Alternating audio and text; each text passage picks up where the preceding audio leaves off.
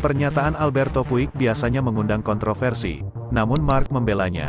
Orang-orang dapat menyebarkan berita tidak baik tentang Alberto, tetapi bagi saya dia penting. Dia jujur. Ketika seseorang jujur dan omong apa adanya kepada kita, orang seperti itu biasanya tidak punya banyak teman, kata Marquez. Episode 5 dari serial, Behind the Dream, adalah tentang manajer tim Repsol Honda Alberto Puig. Ketertarikan mantan pembalap asal Spanyol itu dengan sepeda motor, dimulai ketika dia masih kecil yakni saat ayahnya memberinya Honda Monkey 50. Saya suka riding dan saya beruntung dapat melakukan dengan baik, ujar Puig yang ambil bagian dalam balapan pertamanya pada usia 7 tahun. Pada tahun 1995, dia menjadi pembalap Spanyol pertama yang memenangkan Grand Prix 500cc di Jerez. Hanya 4 balapan kemudian, Puig crash begitu parah di Le Mans sehingga dia harus menghadapi konsekuensinya selama berminggu-minggu dan berbulan-bulan. Crash tersebut menyebabkan dia terpaksa melepaskan karirnya sebagai pembalap pada akhir 1997. Saya terlalu cepat di tikungan ini, tetapi saya benar-benar tidak tahu bagaimana saya jatuh, ujar Puig waktu itu. Saya tidak bisa membalap lagi, tapi saya bisa membantu orang membalap. Saya bisa membantu pembalap muda untuk mempraktekkan hal ini, imbuh pria berusia 55 tahun itu. Dia kemudian menjadi manajer Dani Pedrosa dan bersama-sama merayakan gelar di kejuaraan dunia 125cc dan 250cc dan total 31 kesuksesan MotoGP. Saat ini Alberto Puig adalah manajer tim untuk tim Repsol Honda di MotoGP. Orang-orang dapat menyebarkan banyak omong kosong tentang Alberto, tetapi bagi saya dia penting. Dia jujur.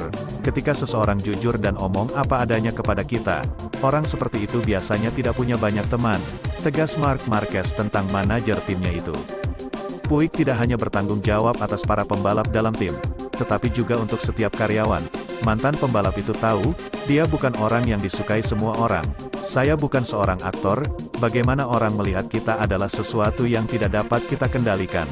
Tapi jujur, saya tidak peduli, ungkap Puig. Menjelang final MotoGP di Valencia, pabrikan asal Jepang itu akan merilis episode ke-6 atau yang terakhir dalam seri tersebut. Sementara itu musim 2022 menandai diperkenalkannya penghargaan baru berdasarkan suara dari fans untuk disuguhkan pada FIM MotoGP Award Ceremony.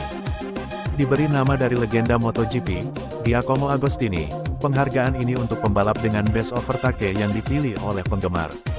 Penghargaan diberikan kepada pembalap pemenang di FIM MotoGP Award pada Minggu malam dalam akhir musim kejuaraan dunia. Untuk edisi perdana, akan ada 4 nominasi untuk Agostini Award, dan yang menyusul dinominasikan dari tahun kalender lalu, bukan hanya musim berjalan.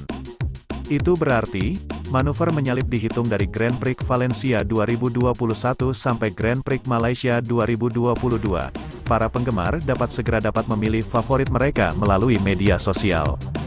Dengan lebih dari 40 juta penggemar mengikuti MotoGP di seluruh platform media sosial, Agostini Award pasti akan diperebutkan, bunyi pernyataan resmi, dan pada tahun 2022 ada beberapa entry luar biasa yang disiapkan untuk memperebutkan penghargaan yang pertama ini. Keempat pembalap yang masuk nominasi Agostini Fan Award, yakni, Alex Espargaro, GP Belanda Fabio Quartararo, GP Austria Enea Bastianini, GP Aragon Francesco Bagnaia, GP Australia